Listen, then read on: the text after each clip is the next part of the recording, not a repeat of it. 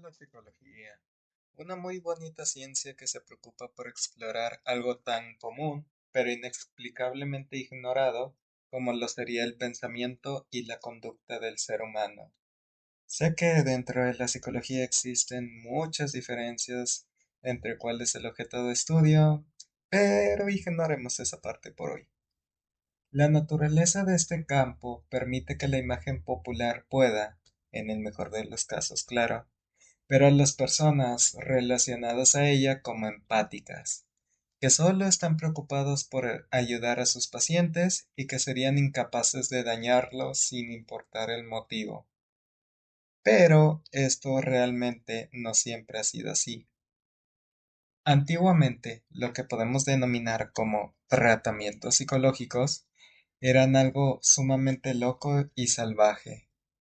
Al ser un campo relativamente poco explorado, era normal aplicar tratamientos que hoy en día serían considerados como crímenes contra el bienestar humano. Aunque como paréntesis, esto es algo que mancha a muchos otros lados más, y es algo que debemos de agradecerle al paso del tiempo, que nos hizo ser conscientes de que algunas cosas sí estaban muy mal. Los conocidos electrochoques, baños con agua hirviendo y tratamientos en lugares donde lo menos importante era el bienestar del paciente, dieron como resultado una época oscura en cuanto a tratamientos psicológicos. De entre toda la larga lista de procedimientos que hoy en día nos harían levantar las cejas, surge uno que igual y podría ser uno de los más conocidos, figurando en un pasado no tan lejano hasta nuestros días. Un procedimiento que incluso hizo sufrir a una de las familias más importantes de Estados Unidos. Hablo, por supuesto, de la lobotomía. La lobotomía, o también conocida como leucotomía, fue un procedimiento desarrollado por Egas Moniz, para abreviar su nombre le diremos así, un neurólogo portugués. Se veía como una solución rápida, barata y efectiva para aliviar los problemas mentales. Se convirtió en un procedimiento medianamente popular hasta hace menos de un siglo, dejándonos una de las imágenes más duras de ver si tienes ojos sensibles y tienes la capacidad de sentir imágenes. En este video exploraremos los orígenes de la lobotomía, su evolución y el cómo se ganó un lugar en la historia de los procedimientos que hoy generan más espanto que orgullo. Sin nada más que agregar, te presento la lobotomía. No soy médico, pero eso no quiere decir que no me fascine la medicina. Leo todas las revistas de medicina. Realmente este tema de la lobotomía tiene sus orígenes en un antiguo procedimiento llamado trepanación. Este consistía en realizar agujeros en el cráneo de una persona. Los motivos son desconocidos. Se tienen teorías, pero a ciencia cierta no se ha confirmado algo en particular. Más aún si consideramos que esto fue una práctica que apareció en muchas culturas de muchos lugares del mundo. Aunque claro, existen motivos religiosos, espirituales y médicos, como los más probables, siendo algo sorprendentemente extendido si consideramos la naturaleza tan cruda de esta práctica, puesto que todo se realizaba sin ningún tipo de anestesia y a personas totalmente conscientes. Con el tiempo parece que fue cayendo más en desuso, pero las ganas por encontrar una solución a unos problemas de naturaleza desconocida estaban más que presentes. Dando un salto hasta finales del siglo XIX e inicios del siglo XX, encontramos el origen de la lobotomía. Friedrich Goltz le retiró a sus perros partes de sus lóbulos temporales. Con esto se volvieron más dóciles. Pocos años después llegaría Gottlieb Burckhardt, quien haría algo similar a 6 pacientes que hoy podríamos decir que tenían esquizofrenia. Pese a que algunos sí presentaron mejoría, 2 terminaron por fallecer. Entretanto, se asomaría el psiquiatra y neurocirujano Antonio Caetano Egas Moniz y su compañero e inspiración Emmanuel Regis, mismos que empezaron a teorizar sobre el origen orgánico de las enfermedades mentales. Antes de seguir, creo que este es un buen momento para mencionar aquellas partes del cerebro que suelen mencionarse cuando se habla de este procedimiento. Como paréntesis, diré que no entraré en muchos detalles ni en cosas muy técnicas. Me limitaré a mencionar las funciones de cada una de ellas para lograr un mejor entendimiento del tema. El lóbulo frontal está formado por varias partes, pero en su conjunto podemos decir que se encarga de cosas como la planificación, el control e inhibición de impulsos, discriminación de estímulos, atención, memoria de trabajo, entre otras funciones. El córtex prefrontal es el encargado de la memoria de trabajo. La planeación nos permite crear categorías y valorar la información externa que nos permite cumplir con una meta. El tálamo recibe esta información sensorial y la proyecta en sus respectivas áreas. Ahora sí, volviendo a Moniz y a Emmanuel, ambos plantearon que conexiones irregulares entre neuronas provenientes de diferentes partes del cerebro podían generar el origen de diversas patologías. Hicieron un ejercicio de 2 más 2 y llegaron a la conclusión de que cortar la conexión de la corteza cerebral con esas partes del cerebro que albergan el origen de la patología resolvería el problema. Da la casualidad de que ya había una amplia selección de cirugías hechas al lóbulo frontal, mismas de las que surgió la idea que esta área es la responsable de la conciencia y la emocionalidad. Posteriormente se uniría la idea de que el tálamo era el responsable de la parte emocional. Hicieron otro 2 más 2 y llegaron a la conclusión de que debían cortar las conexiones entre ambos. Un poco lunático, pero es un buen cirujano. Llama a este pequeño truco lobotomía transorbital.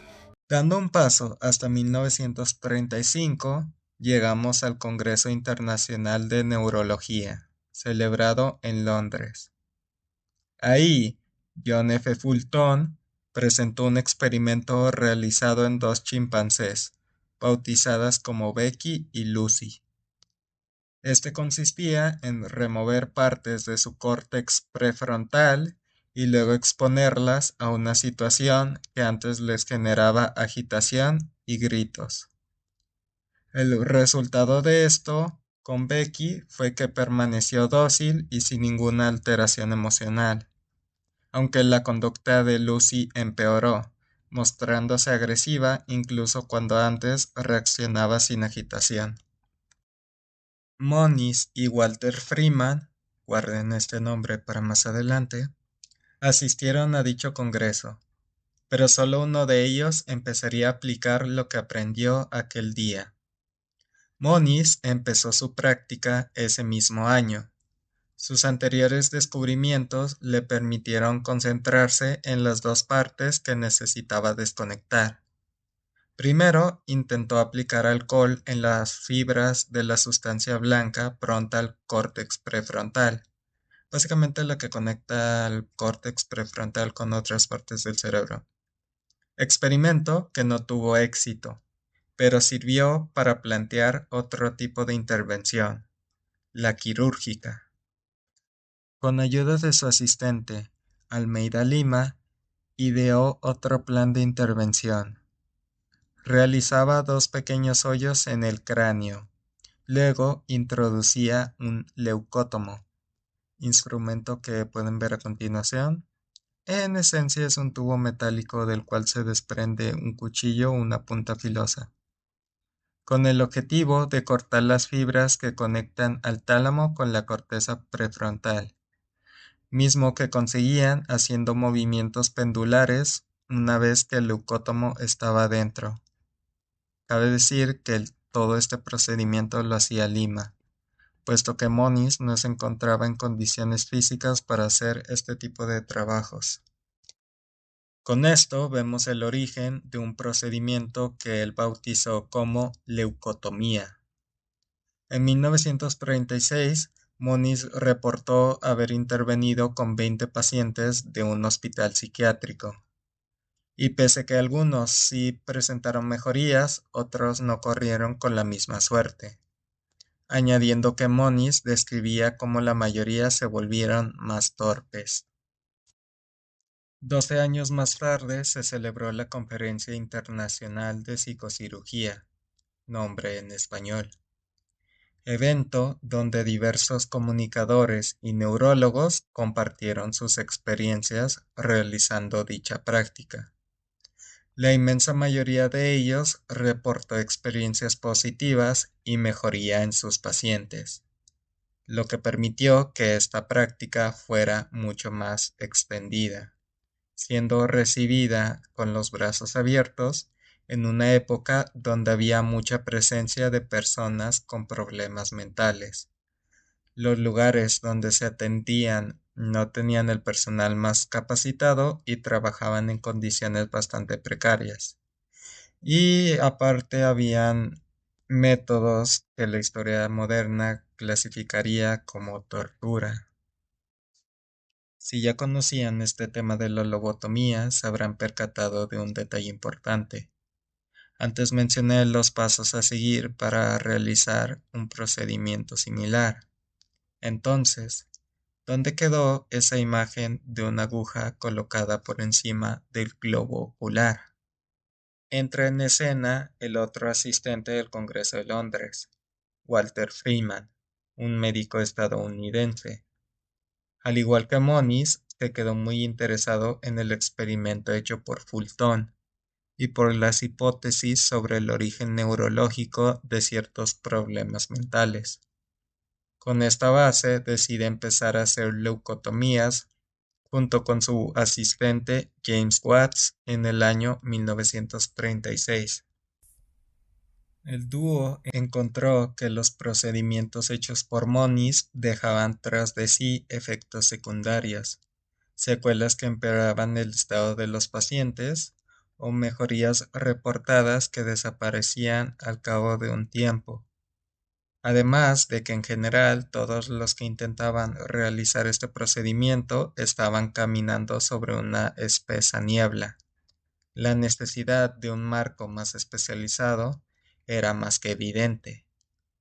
En este contexto, Freeman y Watts empezaron a especializar aún más la leucotomía, creando puntos de referencia sobre el lugar donde se tenían que hacer las lesiones, así como cambios en las herramientas utilizadas para ajustar el tamaño y gravedad de las lesiones en función de qué tan desarrollada o grave era la patología del paciente.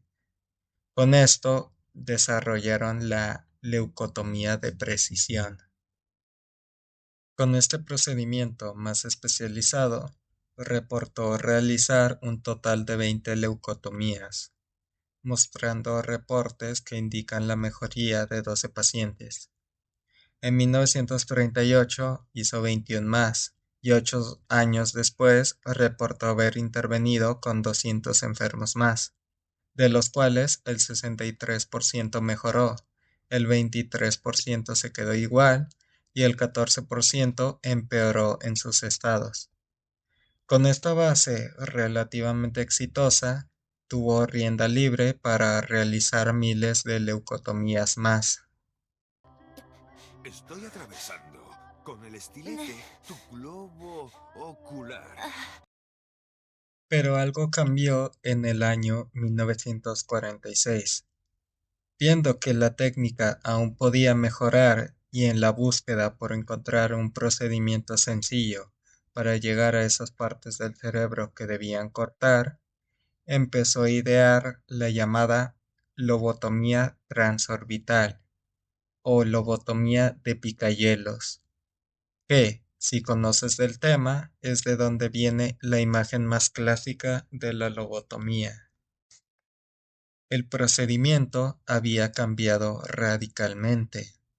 Ahora, en lugar de realizar hoyos en el cráneo, se introducía un aparato llamado orbitoclasto en la parte superior del globo ocular. Con el golpe de un martillo se lograba perforar el techo de la órbita ocular y finalmente podía llegar al cerebro. Finalmente se hacían movimientos de un lado al otro para lograr los cortes entre el tálamo y el lóbulo frontal. Este nuevo método tenía diversas ventajas. Era más rápido y sencillo. No se necesitaban condiciones especiales. No había necesidad de quirófanos o anestesia, ni de instrumentos demasiado técnicos. Aquí personalmente entra mi parte favorita de todo este tema, el momento en donde todo se vuelve un tanto surreal. Freeman utilizó esta facilidad del nuevo tratamiento para hacer propaganda con la lobotomía. La vendía como una cura para problemas que iban desde la esquizofrenia, la depresión e incluso la conducta delictiva. Tanto era su afán que la práctica logró extenderse por todo Estados Unidos. Creó la llamada lobotomóvil, un camper donde hacía lobotomías a domicilio. Por si fuera poco, también creó algo llamado lobotomías en cadena de montaje, que consistían en hacer lobotomías seguidas a una serie de pacientes. Incluso tenía a su asistente cerca, cronometrando cuánto duraba cada procedimiento para que él pudiera romper sus récords personales. Afortunadamente podemos decir que esta fiebre lobotómica tuvo fecha de caducidad. Esta terminó en la década de los 60. No obstante, para este tiempo y solo en Estados Unidos se habían hecho un aproximado de 50.000 lobotomías, aunque me gustaría hacer énfasis en el aproximado, puesto que nunca se supo el número específico. A lo largo de su carrera, Freeman participó en 3.439 lobotomías. Con el último de ellos vio terminada su carrera, puesto que la paciente estaba en su tercera y última lobotomía, puesto que siempre, después de un tiempo, recaía en sus síntomas, y en esta ocasión le dio un derrame cerebral que solo le permitió vivir por 3 días más. La individualidad. La personalidad. Después de haber repasado toda la historia de la lobotomía, yo creo que resulta interesante preguntarse si realmente servía para algo.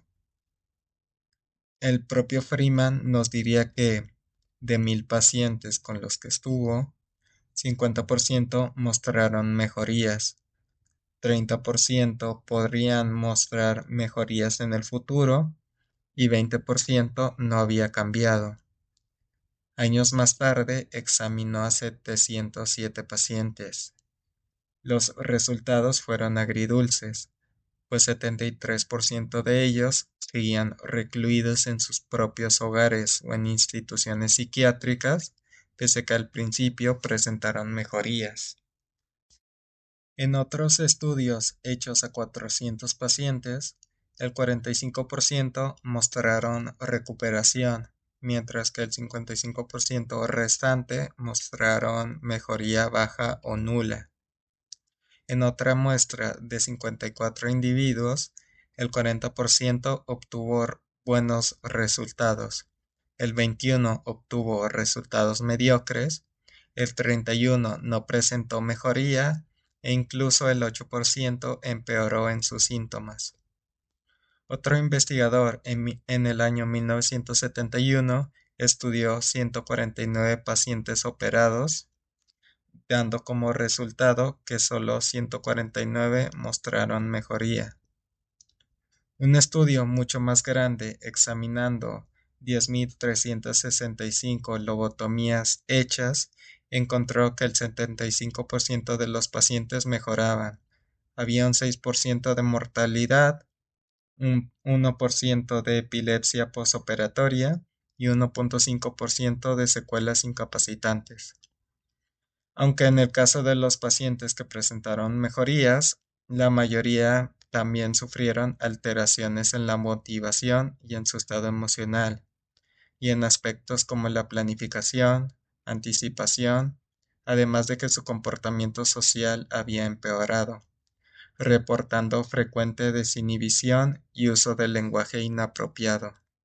Sumado a lo anterior, podemos decir que, a pesar de que sí se observaron casos con mejoría, habían muchos efectos secundarios relacionados a esta práctica.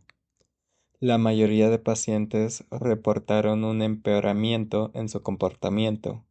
Se volvieron apáticos, impulsivos, con menor inhibición a estímulos placenteros, tenían problemas de atención, trastornos del comportamiento, crisis epilépticas, convulsiones y cambios en la manera en que experimentaban sus emociones. Llegado a este punto, me gustaría decir que realmente no hay estadísticas 100% exactas sobre los resultados de la lobotomía. Estudiar y seguir la evolución de decenas de miles de casos era complicado, y más porque en los estudios anteriormente mencionados se ignoran aspectos como la personalidad del afectado, si presentaba algún diagnóstico o incluso si las mejorías reportadas se debían a una evolución natural del padecimiento, entre otros factores que pueden afectar el resultado final. Está en la clínica de Suchon. Eso sí que es conveniente. Resulta obvio decir que en tiempos actuales esta práctica está desaparecida. La invención de los fármacos, el cambio de mentalidad que sufrieron las intervenciones en personas con problemas de la mente, pasando de ser métodos sumamente cuestionables a legítimamente preocuparse por la salud y recuperación del enfermo, y un creciente aumento en la ética de las intervenciones fueron cosas que terminaron de sepultar esta práctica.